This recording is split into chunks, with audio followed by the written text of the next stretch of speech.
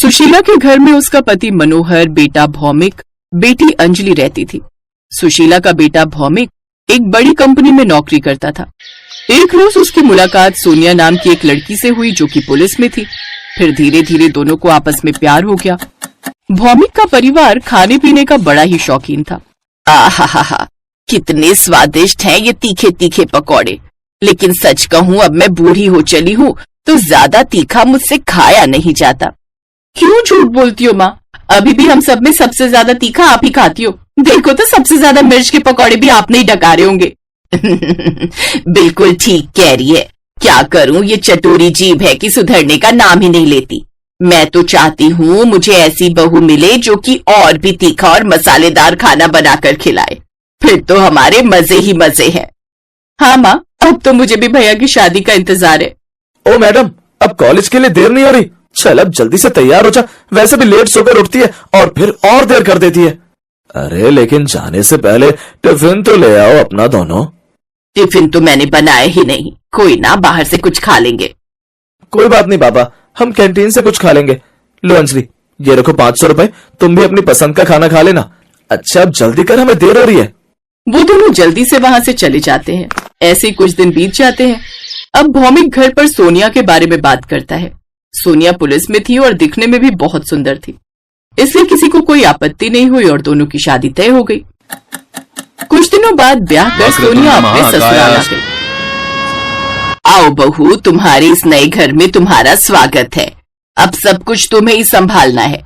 इस घर को भी अपना ही घर समझना। जी माँ जी। इसके बाद वो सभी अपने अपने कमरे में सोने चले जाते हैं। लेकिन पुलिस बहू के आते ही अब सब कुछ बदलने वाला था। सोनिया सुबह जल्दी उठकर नहाकर तैयार हो जाती है। फिर घर के बाकी सदस्यों को भी जल्दी ही उठा देती है। क्या हुआ बहू, तुमने हम सबको सुबह इतनी जल्दी क्यों उठा दिया? माँ जी, मैं चाहती हूँ कि आप सभी वॉक पर जाइए। जो सामने पार्क है ना, वहाँ जाकर एक्सरसाइज कर लीजिए। तब तक मैं अपनी पहली रसोई में कुछ खाने के लिए बनाती हूँ। अरे लेकिन बहू, इतनी जल्दी तो हम लोग कभी नहीं उठते। यहाँ तो सब 7 बजे के बाद ही उठते हैं। जरा इस अंजलि को तो देखो, ये तो अभी तक नींद में ही है। वो सब मुझे नहीं पता। मैं बस इतना जानती हूँ कि ये मेरा परिवार है और अब आप सबकी सेहत का ख्याल रखना मेरी जिम्मेदारी है। चलिए अब सब जल्दी से जाइए। अच्छा ठीक है मेरी पुलिस बहू, तू कहती है तो हम चले जाते हैं। और आज तेरी पहली रसोई की रस्म है ना, इसलिए कुछ अच्छा सा बनाकर तैयार कर दियो। हाँ हाँ, आप बेफिक्र रहिए। कोई भी नई बहू की बात को टालना नहीं चाहता था, इसलिए सब उसकी बात मानकर पार्क चले जाते हैं। ओफो, ये क्या है मम्मी? अभी तो मुझे कितनी तेज नींद आ रही थी। अरे अब क्या नई बहू को पहले ही दिन दुखी करोगे? तुम लोग वो जो कह रही है मान लो। 2-4 दिन का जोश रहेगा उसका, फिर खुद ही ठंडी पड़ जाएगी। और पुलिस वाली है इसीलिए ऐसी है। क्या भैया, तुम्हें पुलिस वाली लड़की मिली थी प्यार करने को? एक मारूंगा रैप्टा। वो जो कर रही है सही तो कर रही है। देख तो कैसे मोटी होती जा रही है तू। फिर कुछ देर बाद जब घर लौटते हैं तो आ गए आप लोग। चलिए अब सब जल्दी से नहाकर फ्रेश हो जाइए, मैं खाना लगा देती हूँ। हाँ, एक्सरसाइज करने से हम थक तो गए ही हैं, साथ ही भूख भी जोरों की लगी है। हाँ भाभी, आप खाना लगा दो, हम यूं गए और यूं आ गए। बहू, अपनी पुलिस वाली बहू के हाथों की पहली रसोई चखने के लिए तो हम सब बेताब बैठे हैं। कुछ ही देर में सभी फ्रेश होकर वहां आते हैं और जब नाश्ता करने बैठते हैं तो सब हैरान रह जाते हैं। ये क्या बहू, ये तो ओट्स, पोहा और फल सलाद ही है। हाँ तो माँ जी, नाश्ते में सुबह सुबह ये हेल्दी खाना ही खाना चाहिए। हमें तो लगा था आज आपकी पहली रसोई में कुछ पूड़ी, हलवा, चटपटा सा मटर पनीर, फ्राई गोभी, ऐसा कुछ खाने को मिलेगा। लेकिन आपने तो ये क्या पका डाला, और चाय भी नहीं बनाई। नहीं, चाय तो सेहत के लिए बहुत ही खराब होती है, इसलिए मैंने चाय की जगह ग्रीन टी ही बनाई है। और जिसको नींबू पानी पीना हो वो नींबू पानी पी सकता है। और तीखे मसाले वाला खाना तो जवान बूढ़ों सबके लिए कितना खतरनाक होता है ना। पुलिस वाली बहू के हाथ की बनी पहली रसोई खाने के लिए सब बेताब थे, लेकिन उन सब के अरमानों पर पानी फिर गया।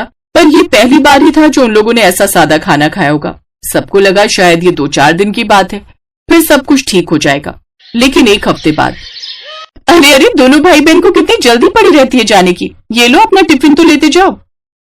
टिफिन? अरे रहने दो, हम कैंटीन से कुछ खा लेंगे। नहीं नहीं, कैंटीन का खाना तो कितना गंदा होता है। टिफिन क्या है इसमें भाभी? इसमें तोरी की सब्जी, रोटी और रायता है। ये सब तुम्हारी सेहत के लिए बहुत अच्छा होगा। अंजलि बुरा सा मुंह बनाकर अपने भाई की तरफ देखती है और मुंह बनाकर टिफिन लेकर चली जाती है। उनके जाने के बाद सोनिया भी तैयार होकर पुलिस की वर्दी पहनकर काम के लिए जाने लगती है। माँ जी, बाबूजी, मैंने आप दोनों के लिए कम मिर्च वाला खाना बनाकर रख दिया है, तोरी की सब्जी और रोटी। है तोरी की सब्जी, लेकिन मेरा तो कब से आलू के पराठे, वो भी चटपटे वाले खाने का मन कर रहा है। नहीं नहीं, बिल्कुल नहीं। और हाँ, अब से रात का खाना हम सब मिलकर साथ में खाया करेंगे, वो भी 8 बजे तक। लेकिन बहू, हम लोगों को तो 9:30 बजे तक खाना खाने की आदत है। नहीं नहीं, बिल्कुल नहीं। हमारी पुलिस ट्रेनिंग में सिखाया जाता है कि हम जितना सादा और कम मसाले वाला खाना खाएं, उतना ही हमारे लिए अच्छा होता है। अब सोनिया हमेशा ऐसा ही खाना बनाती। इतना ही नहीं, अब तो संडे वाले दिन भी वो उन सबको जल्दी उठा देती। ओफो सोनिया, तुम तो छुट्टी वाले दिन भी चैन से नहीं सोने देती, और खाने में भी ये सादा खाना खाने को देती हो। बिल्कुल ठीक कह रहा है ये। हमें तो ऐसा लगता है जैसे हम किसी हॉस्टल में रह रहे हैं जिसे तुम चलाती हो। ये सुनकर सोनिया को बुरा लगा। फिर अगले दिन अंजलि के कॉलेज में रेस थी जिसमें वो फर्स्ट आई। वो खुशी खुशी ट्रॉफी लेकर घर आई। भाभी, आज आपकी वजह से मुझे ये ट्रॉफी मिली है। आपने मुझे इतना हेल्दी खाना खिलाया, एक्सरसाइज करने को कहा, इसीलिए मुझे सफलता मिली है। और सोनिया, ये देखो, मुझे भी एम्प्लॉय ऑफ द मंथ की ट्रॉफी मिली है। ये पहले ऐसा महीना है जब मैंने एक भी छुट्टी नहीं ली ऑफिस से, क्योंकि इस महीने ना ही मुझे पेट दर्द हुआ और ना ही मेरी तबीयत खराब रही। तभी उसके सास ससुर भी अस्पताल से आ जाते हैं। बहू, आज तो चमत्कार ही हो गया। मेरा और इनका बीपी और शुगर की रिपोर्ट्स एकदम नॉर्मल आई हैं, और डॉक्टर ने कहा है अगर हम ऐसे रूटीन फॉलो करते रहे तो बहुत जल्द हमारी दवाई भी छूट जाएंगी। ये सब तुम्हारे कारण हो पाया है बहू। हाँ, अब हम पूरा मन लगाकर पूरी कसरत करेंगे और तुम्हारे हाथ का बना हुआ मजेदार खाना भी खाएंगे। अरे वाह, ये तो सचमुच बहुत अच्छी बात है। इसी बात पर आज मैं आप सबके लिए मटर पनीर, दाल मखनी, पूड़ी और खीर बनाऊंगी। ये सुनकर वो सब बहुत खुश होते हैं।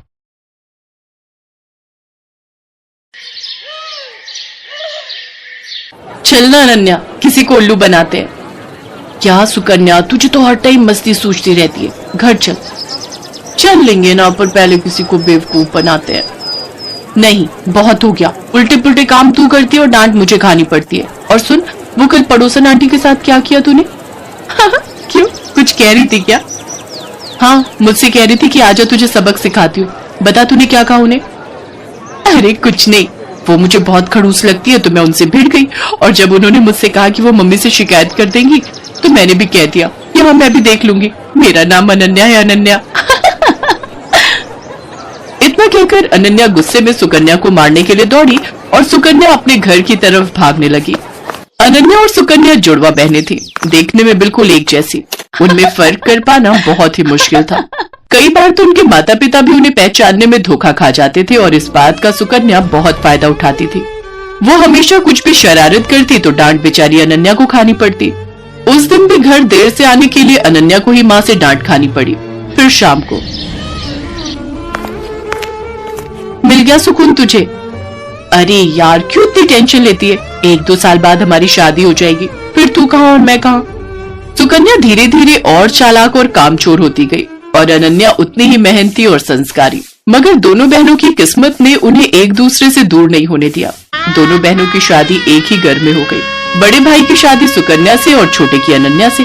अनन्या को घर का सारा काम आता था, खासकर वो खाना बहुत ही अच्छा बनाती थी, जबकि सुकन्या ने कभी कुछ नहीं सीखा। फिर एक दिन,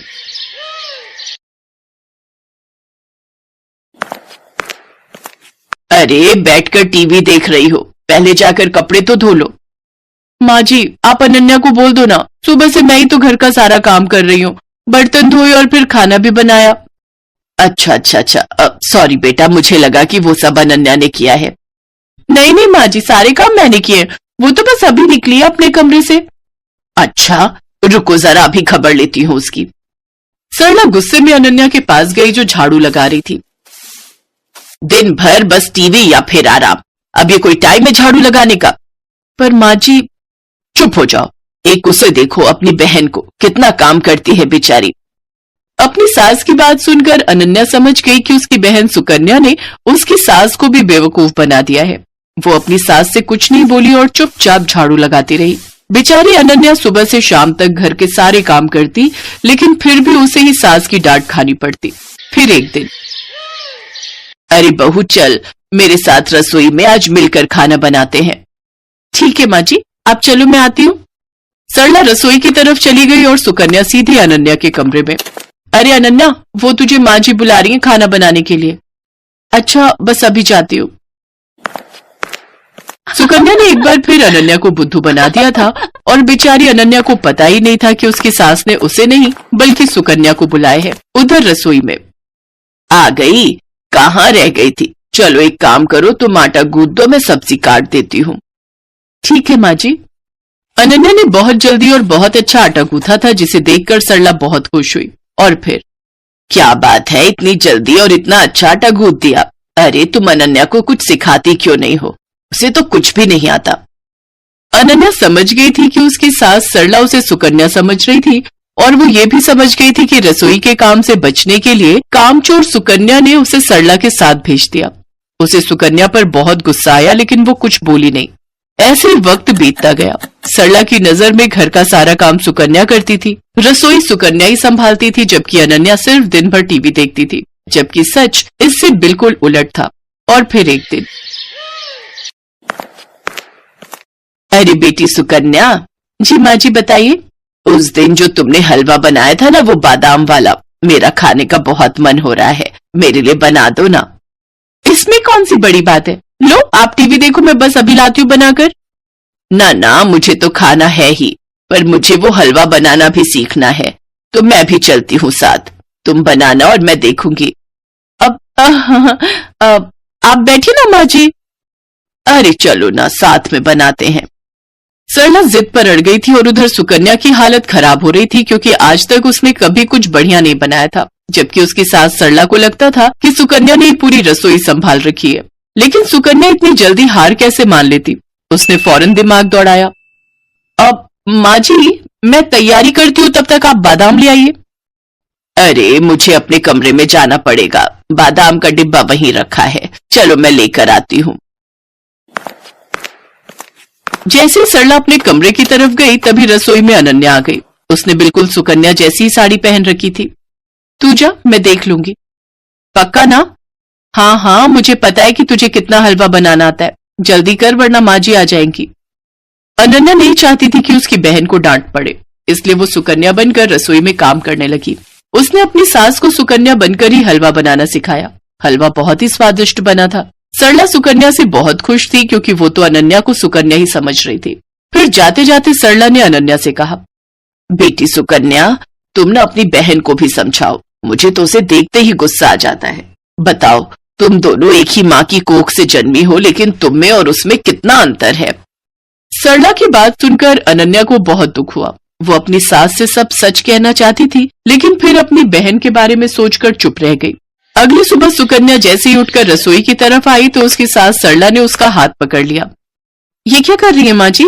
आज तुझे नहीं छोड़ूंगी। तूने मुझसे हमेशा झूठ बोला, तुझे कुछ नहीं आता, और तूने हमेशा अपनी बहन की मेहनत को अपना बताकर आराम तलबी की, और वो बेचारी दिन भर रसोई और बाकी कामों में लगी रही, ऊपर से मेरी डांट भी चुपचाप सुनती रही। सरला लगातार सुकन्या को डांट रही थी, तभी सुकन्या ने फिर से झूठ बोलकर बचने की कोशिश की। नहीं माँ जी, मैं झूठ नहीं बोल रही, मैं तो खूब काम करती हूँ। कल रसोई में सारा दिन लगाकर आपके लिए हलवा बनाया था ना, तब तो आप भी वही थी। वही थी, इसीलिए सब कुछ जान सकी। तूने हलवा बनाया था तो जरा दिखा अपनी कलाई, जो कल कढ़ाई उतारते हुए जल गई थी। दिखा ना। अब सुकन्या अपने हाथ पीछे किए बिल्कुल चुप खड़ी थी, क्योंकि उसकी चोरी पकड़ी गई थी। इसके बाद सरला फौरन दूसरे कमरे में गई, जहां अनन्या अपनी जली हुई कलाई के साथ खड़ी थी। सरला ने उसके सिर पर हाथ फिराया और बड़े प्यार से बोली, मुझे माफ कर दो बेटी, लेकिन तुम भी मुझसे वादा करो कि इस घाव के ठीक हो जाने के बाद भी तुम और कोई दर्द नहीं झेलोगी अपनी उस कामचोर बहन की खातिर।